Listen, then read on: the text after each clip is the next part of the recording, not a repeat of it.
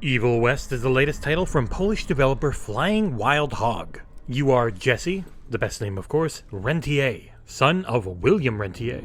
Through the Rentier Institute, the US government has been waging a never-ending war against vampires and werewolves across the entirety of the United States. It's a weird, macho, steampunk and Tesla-inspired alt-history setting that works due to an unwavering commitment to going over the top. You will punch, shoot, rip, tear, and explode apart thousands of creatures of the night for 10 to 15 extremely fun hours. While the gameplay is fantastic, the writing and voice acting rarely are. So let's dig into it all and find out if this one is worth a purchase in the XboxEra review of Evil West.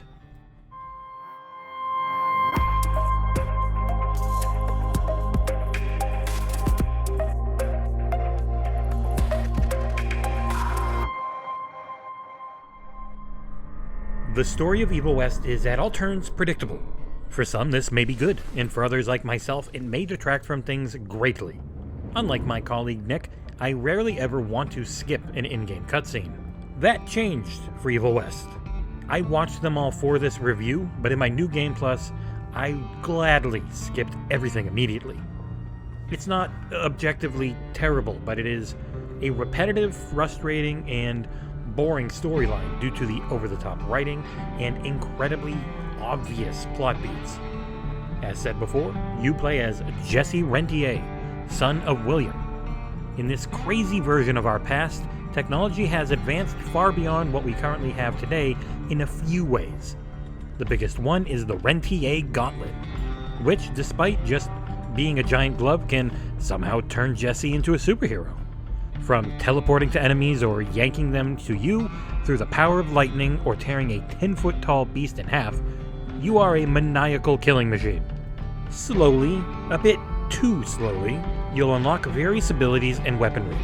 The early portions of the game focus on melee and you'll be pressing the right bumper a lot, so Elite controller owners beware. After a few levels, you'll have upped your weapon and ability arsenal to the point where things start feeling great, gameplay-wise. Right trigger is your default for shooting, and will automatically attack with your revolver. Once you unlock your rifle, the left trigger becomes your aiming button, and it's generous with its auto-targeting of enemies or environmental hazards that you can explode. Left bumper is for your defensive maneuvers. Holding it while using it will teleport you towards an enemy while using forward, or pull enemies towards you while holding down. Also, you can parry with it if you press left bumper at the exact point you're going to be hit. Both of these moves and multiple successful parries can stun enemies, which open them up for a ridiculously hilarious series of punches that land big damage numbers.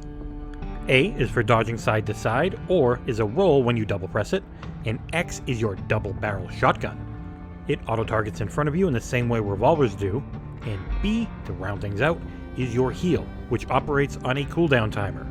Eventually, you will unlock 4 more abilities that get mapped to the D-pad, and it feels fantastic in practice. The game took me roughly 11 hours to beat the first time, which felt like just enough before things started to become repetitive. The game also does a great job with its leveling mechanics to make sure that the combat feels fresh, because outside of a few incredibly simplistic puzzles, the combat is all there is. There are 2 upgrade systems with their own currencies. First are your equipment upgrades, which are tied to in-game cash that you'll either find on the ground or earn by leveling. Certain upgrades for that cash system are hidden in crates throughout the levels, which you can easily replay at any time if you miss them.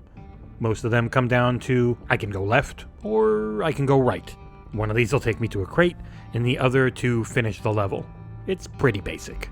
The second leveling system is an experience-based one. Slowly, as you play, you will level your character, which gives you a perk point. These points can either supercharge your main moves, or you can let them custom tailor how they work. The game allows you to constantly reset your perk points to encourage experimentation, and overall it is a great system. The main thing to convey about this game is it's really big, it's really dumb, and it is incredibly fun to play. The action is tense, really well balanced, and constantly over the top in a way that works far better than it does for the story. You can play the entire game in co-op as well, though only the host will gain progress in their story, unfortunately. Evil West is also a beautiful game most of the time.